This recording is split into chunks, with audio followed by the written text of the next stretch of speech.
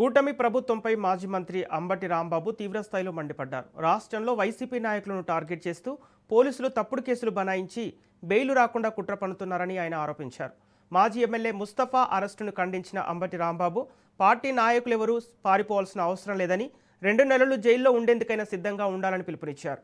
Minority నేతలపై కక్ష సాధింపు చర్యలు మానుకోవాలని, కేసులను ధైర్యంగా ఎదుర్కొంటామన్నారు.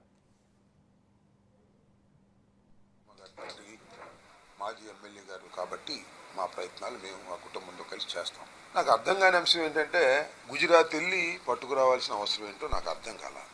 నెంబర్ 1.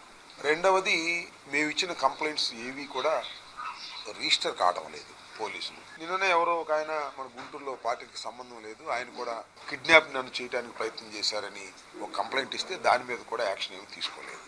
చూడగా ఈ రాష్ట్ర ప్రభుత్వం పోలీసు యంత్రాంగం వైఎస్ఆర్సీపీ లీడర్స్ ని టార్గెట్ చేసి ఫాల్స్ కేసులు పెట్టి అరెస్ట్ చేసి జైల్లో పెట్టి బెదిరించాలనేటువంటి ప్రయత్నం జరుగుతున్నట్టుగా అర్థమవుతుంది. ముస్తఫానే కాదు, విరూపాక్ష ఆలూరు ఎమ్మెల్యే గారు ఆయన అరెస్ట్ చేశారు. ఆయన అరెస్ట్ చేసిన విధానం చాలా ఘోరం. తలుపులు పగలగొట్టి, సీసీ కెమెరాలు మొత్తం పగలగొట్టి పోలీసులే తీసుకొచ్చారు, అరెస్ట్ చేశారు, కేసు పెట్టారు.